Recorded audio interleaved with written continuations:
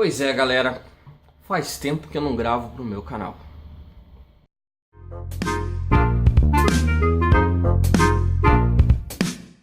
Fala galera, tudo bem com vocês? Espero que sim, viu? Aqui quem fala é o professor Bruno.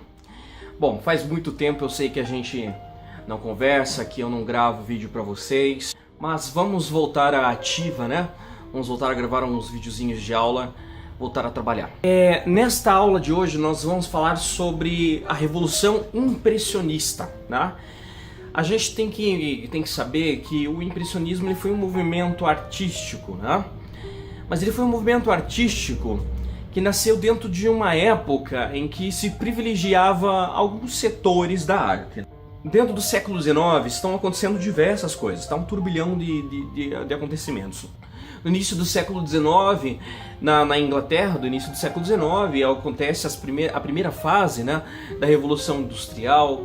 O mundo começa a se transformar em uma economia capitalista, o acúmulo de capital, o consumo, a modernização, né, a medicina avançando, diversas coisas acontecendo.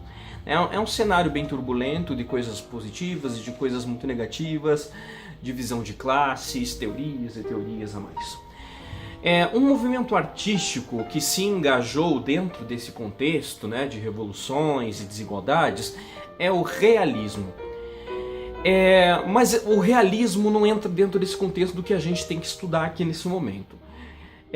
O impressionismo tem como pilar três artistas que no início da sua carreira ainda eram estudantes de arte, e a gente tem que lembrar, né, que é claro que as academias que ensinavam arte do jeito renascentista, do jeito neoclássico, que é o jeito certinho e tal.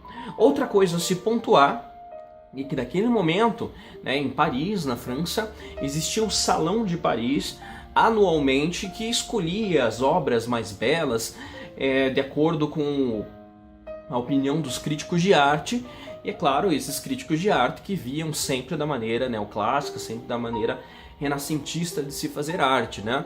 Então a gente tem que citar aqui primeiramente um artista que é do período do realismo, que é um período mais engajado, porém ele flerta com alguns ideais impressionistas depois. Como que é o nome desse artista? Edouard Manet, Manet com A, beleza? Bom, ele vai fazer um trabalho icônico chamado Almoço na Relva ou Piquenique na Relva, depende de como está a tradução. Essa obra, é óbvio, ela não vai ser aceita no Salão de Paris, porque, olha, vejam só os detalhes dessa obra. Ela carrega ali nuances e tonalidades. Ela tem dois sujeitos muito bem vestidos, né, muito bem à vontade, uma mulher se banhando ao fundo totalmente desproporcional à perspectiva, e tem essa mulher já quase em primeiro plano, nua, completamente nua e olhando fixadamente para nós, o que é uma coisa assustadora, né? Então, quando isso foi colocado, né, para ser aceito no Salão de Arte de Paris, é lógico que isso aí não foi aceito, porque os críticos eles estavam com o ideal mais certinho e viram aquilo como uma afronta, e essa obra acabou indo para o Salão dos Recusados, né? As obras que eram recusadas, né, para os trabalhos artísticos a serem expostos no salão. Bom, o que isso tem a ver? Tem a ver que esta obra em específico vai influenciar aqueles três estudantezinhos de arte, né? Eles vão visitar essa exposição e vão ficar abismados com aquilo que eles viram, né, que é essa obra Almoço na Relva. Quem são esses artistas? São Claude Monet, Pierre-Auguste Renoir e Frédéric Basile. São três estudantes e grandes amigos. Vocês podem ver agora nessas imagens que mostram os trabalhos que eles realizavam, que mostram claramente essa intimidade que um tinha para com o outro, de mostrar até mesmo um acidente, de mostrar a peculiaridade de cada um.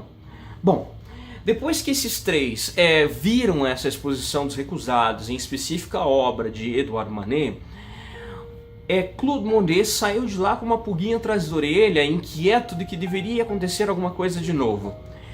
Em certa ocasião, reza a lenda que ele surtou em um momento dentro do estúdio, né? Porque Ele estava estudando na academia de arte, dentro do estúdio, e ele entrou em conflito com o seu mestre, né, o mestre que ensinava eles a desenhar, ali a pintar. E naquele momento do surto ele decide sair do ateliê, né? E os dois amigos, é lógico, acompanham ele. E eles vão para esta floresta que vocês podem ver nessa reprodução aqui, né? Nessas duas obras aqui de Frédéric Bazille e de Claude Monet. Eles vão pintar ao ar livre. O ato de pintar ao ar livre vai modificar os parâmetros da arte. Tá? Então Claude Monet se identifica com esse propósito de pintar ao ar livre. Então veja nessas outras seguintes aqui, quando eles começam a fazer as experimentações ao ar livre, pintar, né, locais de banho, locais de canoagem e tal, né? E dentro desse contexto, que ele descobre que ele precisa modificar o jeito de se fazer a arte, né? Então Claude Monet ele tinha uma ideia muito clara, que era de tentar captar um momento em que ele via. Só que para captar o momento da reação da luz natural com as cores, precisava ser rápido no pincel. E ser rápido no pincel tira de lado os conceitos acadêmicos de fazer arte, porque é tudo devagarzinho, tudo simétrico, tudo bonitinho. Tem que ser rápido, né? As pinceladas parecem incompletas, né? Então era muito isso que os críticos viam na obra impressionista, que parecia que ela não tinha sido terminada. Mas o fato é que Claude Monet ele tinha essa ideia mesmo de pegar o momento, né? Tentar fazer o mais rápido possível para pegar o momento, né? Tanto que no fim da sua carreira, lá no início do século XX, né? Ele chegava a fazer 14, 17 telas por dia, né? E isso é tinta a óleo, então é um absurdo de rapidez, né? Nessa próxima obra em específico, vocês podem perceber que Claude Monet, ele tá com um trabalho acadêmico, né? Não diz respeito a ideais impressionistas. O que é que aconteceu para que ele pintasse essa obra? E por que eu coloquei essa obra aqui em questão? Essa obra que ela vai gerar um pequeno conflito entre os Monet e Manet ali em questão. Por quê? Porque Claude Monet, inevitavelmente, ele quer viver de arte, então ele tem que se adaptar à realidade do momento. Ele pinta de maneira acadêmica uma menina que ele conheceu, né, nas ruas de Paris, e ele acaba convidando ela para ser modelo, ela é modelo dele, ele pinta ela desse jeito que vocês viram, né? Posteriormente essa modelo vai acabar se tornando a esposa dele e tal, mas o importante é a obra em específico. Essa obra em específico, ela é aceita no Salão de Paris, né? E o que gera um bafafá, porque ele assina Claude Monet e todo mundo acha que aquela obra é de Edouard Manet, por causa do sobrenome ali, né? Então Edouard Manet acaba sabendo disso e fala quem que é, né? O Lazarento que está usando o meu nome, quem é que está difamando o meu nome, quem é que está brincando com o meu nome. E fica esse conflitozinho moral, assim, por causa dos sobrenomes, né? Mas isso não vai durar muito tempo. Um dos benefícios, né, entre aspas, da Revolução Industrial é a modernização e o surgimento, por exemplo, da vida noturna. Então você tem, por exemplo, aqui os bares e restaurantes e cafés que ficavam abertos até mais tarde do dia. E dentro desses locais, os intelectuais, os escritores, jornalistas, os artistas se reuniam para debater sobre todo tipo de assunto. E ali, Claude Monet, reunido com seus amigos, né, acabam entrando em contato com Edouard Manet, que vai frequentar o mesmo local. Então a gente fica pensando, nossa, tá armado a treta, mas não é bem assim. Edouard Manet e Claude Monet acabam tendo uma grande afinidade, porque Claude Monet rompe, né, a barreira do conflito e fala, nossa, eu sou muito fã do seu trabalho, eu me inspirei no seu trabalho, eu tenho muito apreço pelo seu trabalho, né? Então, nesta obra aqui que vocês podem ver, que não é de um artista muito conhecido e de louvor para a história da arte, né, Henri Fancy-Latour, mostra ali no centro Edouard Manet pintando e os artistas impressionistas ali conversando e debatendo. Então você percebe que eles começam a criar um grupo de debates, né? É claro que Edouard Manet está engessado no contexto realista, mas isso aqui é muito importante. O fato é que Edouard Manet tinha um grande amigo chamado Edgar Degas, que é realista, se declarava pintor do realismo, né? E ele vai ser o grande cabeça para o que estava por vir. Claude Monet e os seus amigos já estavam inquietos e insatisfeitos com a realidade do Salão de Paris, que só aceitava obras daquele tipo, e eles falam, por que não a gente não monta uma exposição nossa? Edgar Degas já era muito influente, vem de uma família muito rica, então ele entra em contato com um fotógrafo que tem um estúdio muito grande em Paris, e acaba pegando emprestado esse estúdio fotográfico, e ali eles realizam a primeira exposição impressionista. Essa exposição impressionista vai ocorrer em 1874, só que ela ainda não recebe este nome, tá? Essa exposição é simplesmente a exposição dos artistas que estavam querendo revolucionar a arte, querendo fazer algo de novo, em contradição ao Salão de Paris, né? Então nós temos esses trabalhos aqui que foram expostos, de Edgar Degas, né? Vocês podem perceber que o trabalho de Edgar Degas ainda é mais engessado em relação ao acadêmico. Pierre Auguste Renoir, extremamente impressionista nas suas técnicas em relação a cores.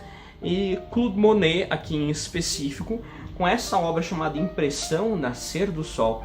Esta obra aqui, galera, olha a quantidade de pinceladas soltas que ela tem, as manchas que ela causa, a leveza que ela tem e a eficiência em poucos traços em resolver as coisas e dar-nos a impressão de que isso é de fato um pôr do sol, nascer do sol, e que é num porto, que ali tem um barquinho, enfim. Os críticos que viram essa obra, em específico ficou abismado com isso, achou isso horrível e chamou Claude Monet e seus artistas colegas de impressionistas, porque estavam querendo impressionar de certa maneira. Então, eles fizeram de uma crítica negativa o nome do seu movimento, então eles se declararam impressionistas, né? Veja essa outra obra aqui de Claude Monet que interessante, As Papoulas, né? Essa obra aparece Camille Monet ali no início com o seu filho, então Claude Monet já tinha um filho, né? E lá atrás aparece ela de novo com o filho. Como Claude Monet tinha essa intenção de capturar o momento, e criança assim não para quieto, né? O filho dele acabou correndo lá para trás e ela foi atrás, e eles falaram, não, para aí. Ele acabou pintando os dois pontos de vista na qual eles estavam no início e na qual eles estavam no fim, né? Outro artista aqui a citar agora é Paul Cézanne. Olha só esse trabalho de Paul Cézanne, tá? Extremamente forte, né? Paul Cézanne não se encaixava tanto nos contextos impressionistas, tanto que ele é considerado, né, um precursor de outros movimentos artísticos, né? Então, vamos falar especificamente de cada um dos impressionistas aqui de maneira bem rápida. Edgar Degas, esse sujeito, olha o jeito que ele pinta. Edgar Degas tinha uma certa sensibilidade para a luz, então a premissa dele era gravar na mente o que ele via e acabar pintando os bastidores disso, né? Ele era muito ligado à questão das dançarinas, das óperas, das orquestras, e ele pinta sempre um ponto de vista na qual não é posado para a pintura, né? É como se fosse o bastidor, é como se a pessoa estivesse fazendo o seu ofício e não estivesse prestando atenção de fato na pintura. Como, por exemplo, esse trabalho aqui depois do banho de Degas, a mulher não está posando, né? Então ele pega um ponto de vista totalmente alheio, né, ao correto. Ou esse trabalho aqui, a mulher sentada do lado do vaso de flores, né? Totalmente desproporcional no que diz respeito ao enquadramento, né? Então você tem ali as flores ocupando um espaço e uma menina de maneira bem claustrofóbica ali no canto direito, tá? Esta outra obra aqui chamada O Absinto, essa obra aqui é fantástica porque ela carrega um peso de uma era em que o absinto era aceito, né? E fez parte da rotina de muitos artistas, até a ruína de alguns, né? Saque então o detalhe do rosto, né, desiludido da mulher ali em questão. A gente vai agora para esse artista chamado Paul Cézanne. Paul Cézanne, dentre os impressionistas, era o mais inquieto, pouco compreendido entre os próprios colegas, né? Ele foi o último dos impressionistas a conseguir sucesso em vida. Ele destoava do ideal impressionista porque o seu trabalho era muito carregado de cores. Algumas linhas elas eram muito sólidas, elas eram muito geométricas, Tanto que o trabalho de Paul Cézanne, ele não é considerado tão impressionista, ele é considerado mais pós-impressionista. Em outro momento a gente explica o termo pós-impressionista. O fato é que ele é precursor, por exemplo, do cubismo, com o próprio Pablo Picasso dizendo que Paul Cézanne seria o pai do cubismo, né? Então vejam esses trabalhos aqui. Você pode perceber que é carregado muito de cores, como por exemplo nessa natureza morta, né? O próprio tecido muito geométrico, esta outra natureza morta carregada com cores muito fortes, né? Contornos muito sólidos, não? Muito interessante, essa outra natureza morta também, muito bacana. E o que mais me chama a atenção seria o Mont Saint-Victoire, que ele pintou mais de 100 quadros deste monte. É absurdo, é ideal impressionista, pintar ao ar livre e tal, mas você percebe que há de fato uma geometrização já acontecendo ali nas linhas das casas, no próprio monte, né, que ali está representado, sintetizando as curvas. Veja só essas casas, né, totalmente desniveladas e bem geométricas, linhas bem fortes, né.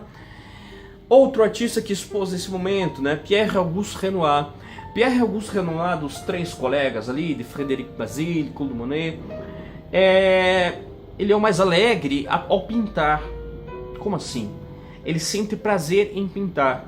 A maior parte do tempo, quando ele não está pintando, diziam que ele era meio ranzinza, meio rabugento, meio mal-humorado, e ele só encontrava alegria ao pintar, né? A obra de Pierre-Auguste Renoir, ela é fantástica. Olha esse trabalho aqui. Fantástico, fantástico. Percebam que tem algumas manchas no rosto, no corpo das pessoas. Essas manchas, ele quis dar a impressão daquelas luzes que saem entre, né, as árvores, as folhas das árvores que tocam no corpo. Então perceba que eles estão pegando a experimentação da luz em relação à cor. O Almoço dos Barqueiros, fantástico, parece um sonho, né? Tudo muito suave, muito alegre, muito gostoso de olhar. O Almoço no Restaurante de Fourneaux, olha que fantástico a leveza dos traços, né? É muito tranquilo, muito gostoso. Neste outro trabalho que mostra, né, a intimidade que ele tinha com seu amigo Claude Monet, aqui Monet pintando no jardim, nossa, olha que fantástico, né? Muito bacana. Só que assim, vocês perceberam que eu só falei de Frédéric Bazille lá no início? O que é que aconteceu? Olha, acontece um fato histórico que é trágico, né? Frédéric Bazille, assim, com seus amigos, tinha a intenção de fazer uma exposição em contraposição ao Salão de Paris. Só que acontece na década de 60 do século XIX, uma guerra, acho que é contra a Prússia, não sei se eu estou correto, qualquer coisa eu edito aí. E, claro, muitos jovens eles são convocados para esta guerra, né? Claude Monet acaba se exilando em Londres, por quê? Porque ele já tinha com a Camille Monet, ele já tinha o seu filho e ele tinha que cuidar deles, né? Pierre-Auguste Renoir vai para a guerra e Frédéric Bazille também vai para a guerra, né? Pierre-Auguste Renoir da guerra só pega uma desinteria. Já Frédéric Bazille acaba sendo morto, o que é muito trágico, né? Então a morte de Frédéric Bazille aumentou só ainda a insatisfação e a vontade de realizar a exposição que vocês viram, né? Então vamos falar aqui de Claude Monet, que é o chamado grande impressionista, o grande mestre deste movimento, né? Claude Monet, como vocês podem perceber nessa obra, olha que lindo, a mulher com o guarda-sol, que seria a própria Camille, o filho dele ali, né? Fantástico. Ele é absurdo, ele é doente por pintar. Ele pinta diversas coisas ao mesmo tempo.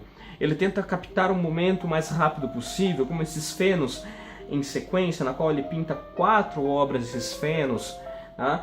Ou na qual, quando ele vai para esta catedral e pinta mais de 30 modelos dessa catedral em diferentes épocas, em diferentes momentos, em diferentes climas, em diferentes horários, para perceber que a luz altera a cor, a tonalidade.